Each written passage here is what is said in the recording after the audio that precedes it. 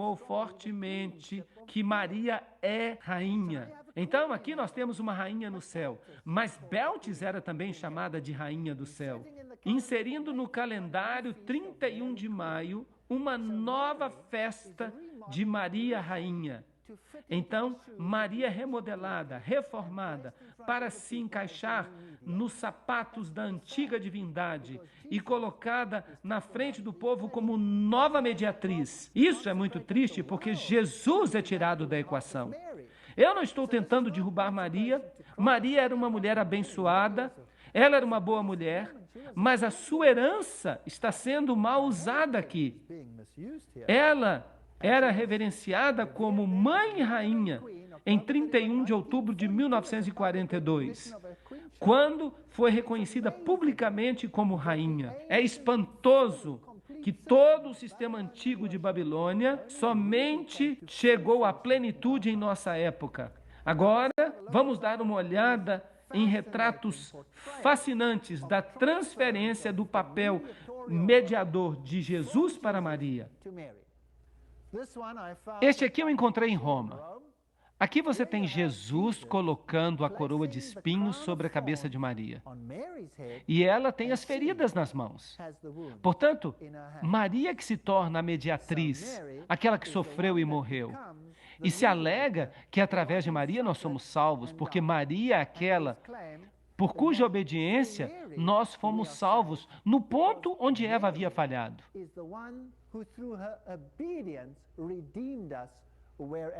Agora, lembrem-se que eu fui católico. Eu fui um católico devoto por muitos anos. E eu fiquei abismado, como vocês também provavelmente estão hoje à noite.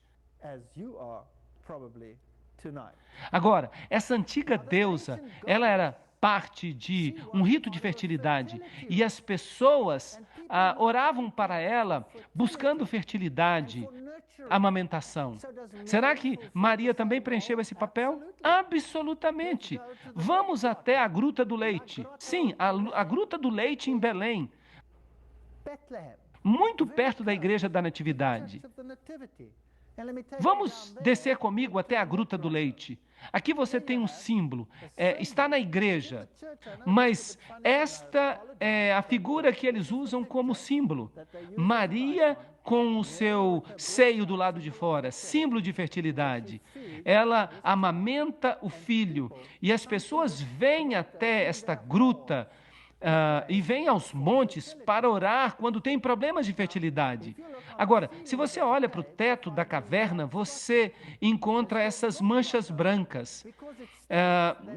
Ela é chamada de a caverna do leite, porque as pessoas dizem que essas manchas brancas que você vê aqui são causadas pelo leite de Maria. Porque quando ela amamentou o menino Jesus, o seu leite jorrava e espirrava nas paredes da caverna e fez então essas manchas brancas. É isso que as pessoas dizem. E o Papa reconheceu isso como um milagre autêntico. E há um testemunho do Vaticano que esta é uma situação autêntica de milagre. Eu perguntei para o guia que estava conosco e também era o cantor da Igreja da Natividade, eu perguntei para ele, com licença, eu estou um pouquinho curioso, essas manchas brancas que nós estamos vendo na parede, eu as vi em muitas outras cavernas também. Nas outras cavernas, elas também são leite de Maria? Não, não, não. Aquelas são naturais, mas essas aqui são do leite de Maria, percebe?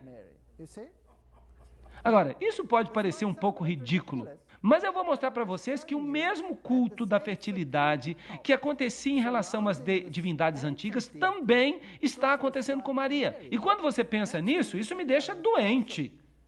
Se ela é a rainha do céu, isso significa que ela é a deusa do céu. E aqui você tem uma figura católica em que anjos estão coroando Maria como rainha.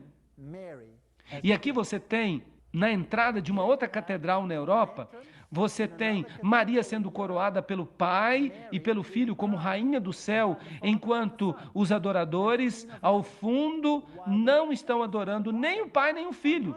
Eles estão adorando Maria. Aqui está uma outra figura em que Jesus olha com aprovação enquanto os arcanjos estão coroando Maria. E aqui você tem uma outra em que pai e filho coroam Maria diretamente.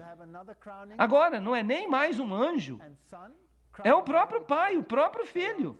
E aqui você tem o Papa orando na frente da estátua de Maria. E até ele está coroando Maria. Então você tem todo o ritual, você tem todo o sistema do paganismo construído para tornar Maria Beltis, a rainha do céu, aquela que aplaca a ira, aquela que fica em pé no lugar do verdadeiro mediador. Então, nesta figura aqui, você tem o Espírito Santo e mais acima você tem Maria no centro. E se você observa os olhares do discípulo, para onde eles se dirigem? Para cima ou para Maria? Para Maria. Ela se tornou a mediatriz. Agora, será que nós encontramos este símbolo em templos antigos? Claro que sim. Essa divindade feminina também era adorada como pomba. E ali você tem a pomba dupla, que era também um símbolo de duas cabeças, que pode também ser interpretado mais tarde como uma fênix de duas cabeças, ou uma águia de duas cabeças, que é um símbolo interessante da maçonaria, por falar nisso. E aqui você tem o símbolo da ONU, a pomba, que é um símbolo usado pelas Nações Unidas para representar a paz. Aqui está uma outra figura da pomba, símbolo da ONU. E a pomba representa a força mais suave e toma o lugar do Espírito Santo. Então, a deidade feminina é também aquela de quem emana uma gentileza, uma força terna, o Espírito Santo. Então, quando você encontra este símbolo da pomba em muitas roupas de sacerdotes, você nunca pode ter certeza se é uma referência ao Espírito Santo ou se de fato é uma referência à ONU. E quando ele aparece sob os raios do sol, será que ele pode simbolizar o cristianismo? Ezequiel 8, 13 a 14 diz: maiores abominações que farão. E ele então me trouxe à porta da casa do Senhor, e eis ali sentadas mulheres pranteando Tamuz. Percebemos que o antigo Israel foi enganado para adorar a mãe e a criança. E o Israel moderno está sendo enganado. Eu estou falando sobre o Israel espiritual. Está sendo enganado a fazer o mesmo. E é interessante que esses deuses antigos estavam sempre associados com lugares escuros. Eles estavam associados com grutas.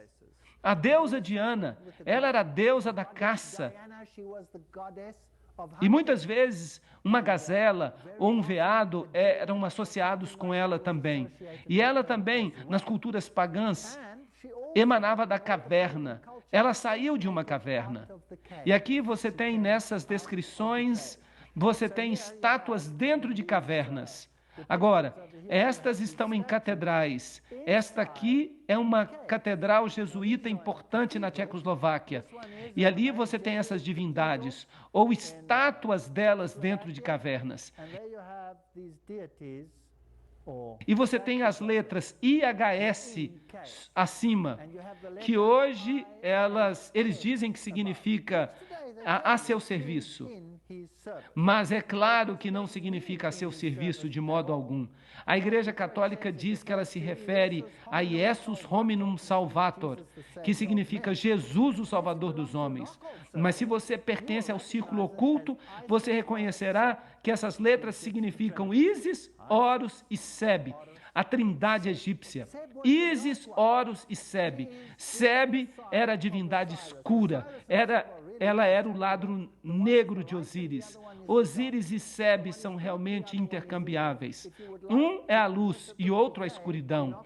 Um é bom e o outro é mau. Se você quiser, você pode adorá-los hoje. Satanismo e a adoração de Lúcifer são a mesma coisa.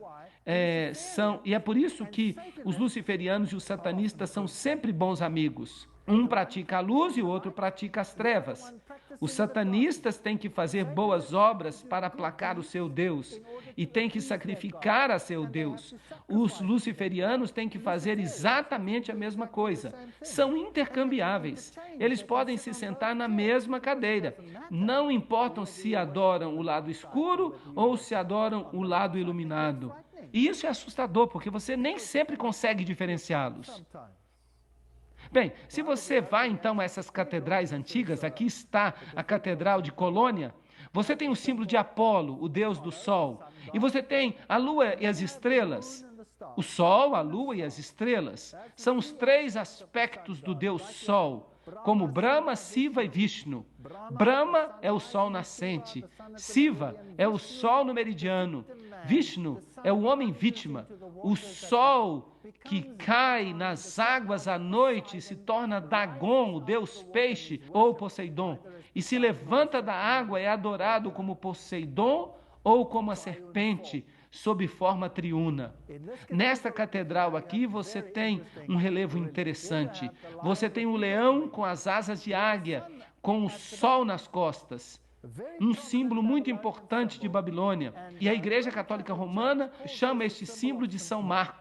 Agora, eu acho que você vai ter muita dificuldade para encontrar um leão com asas de águia, com raios solares por trás da cabeça, como um símbolo de São Marcos. O que você acha? Agora, o que ele está olhando? Ele está olhando ali um círculo com uma cruz nele. E este era um dos principais símbolos do Deus Sol. Este era um símbolo de Lúcifer, o símbolo do círculo com uma cruz dentro. Você o encontra em muitas organizações hoje. O outro símbolo, claro, é o símbolo do touro. Lembrem-se que o touro representa a primeira letra do alfabeto. Representa o número 1, símbolo do portador de luz. Lúcifer, também com um raio por trás dele. Eles o chamam de São Lucas ou Lucas. Também as borboletas são o símbolo do culto da fertilidade. A borboleta vai de flor em flor. As abelhas também são símbolo do culto à fertilidade. Ela também vai de flor em flor em flor. As jovens meninas, se vocês colocam a tatuagem de uma borboleta no seu ombro, isso tem um significado muito mais profundo do que vocês podem imaginar. Vamos ver se vocês conseguem descobrir aqui o símbolo do touro e do leão. Símbolos de Ísis e Horus. Templo número 3. Ísis é associada com o culto ao touro, e com o culto ao leão, e com o culto à fênix. Ali está a fênix.